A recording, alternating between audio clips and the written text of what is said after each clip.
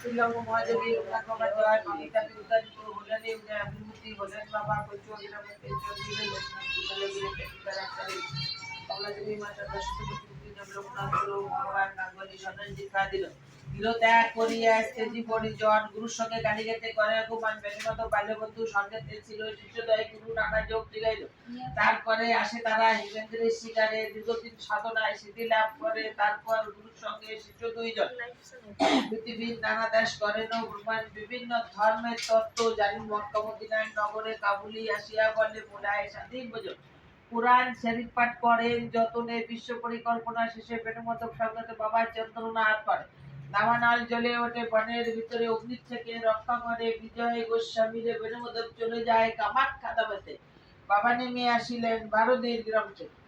বাবাকে প্রথমে কেউ চিনিতে না পারে পাগল বলে সবাই উপহাস করে একদিন দুই ব্রাহ্মণের পৈতে জড়াইয়া গায়ত্র করিব বাতারে খুলিয়া দিল চারিদিকে কথা প্রচারিত হলো দলে দলে ভক্তবিন্দু আসিতে লাগিল অতঃপরে আশ্রম হলো দিতে বহু ভক্ত শিষ্য সে তার লাগিল আসিতে পাপি তাপি রুগী কত আসিল তথায় সবাকার কষ্ট বাবা করে নির্বায় শিষ্য আর ভক্ত বলে যে কথা আমাকে ঠাকুরকে পুজো করা বেটা সোনা ভক্তি নিয়ে দেবা আমারে ডাকিবে অবশ্যই সেই ভক্ত উপসারা পাবে আমি নেই এই কথা কোনো না মতে শিলাগাছি থাকবো সদা তোদেরই মাঝেতে জলে স্থলে রণে জঙ্গলে যখনই বিপদে পড়িবি তখনই আমার কথা স্মরণ করিবি এই রূপে লোকনাথ কত লীলা করে কারো সাধ্য সেই সব পরিবারে পারে 160 বছর বাবার বয়স হলো মর্তদামেতে দিবারে বাবার ইচ্ছা হলো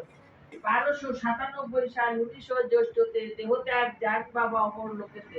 যার ঘরে বাবার চিত্রা রাখিবে যতনে অন্য কষ্ট থাকিবে না তাহারে ভবনে রোগ শোক দুঃখ কষ্ট সব দূরে যাবে পুত্র পুত্র সব সবে আনন্দে থাকিবে বাবার পাঁচালি যেবা পড়ে কিংবা শোনে পুণ্যবান সেই জন সদা রেখো মনে কোন মন্ত্র কোন দীক্ষা নাই তাহার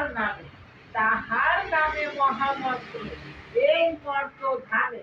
যত বেশি তার নাম জয় বাবা লোকনাথ জয় বাবা লোকনাথ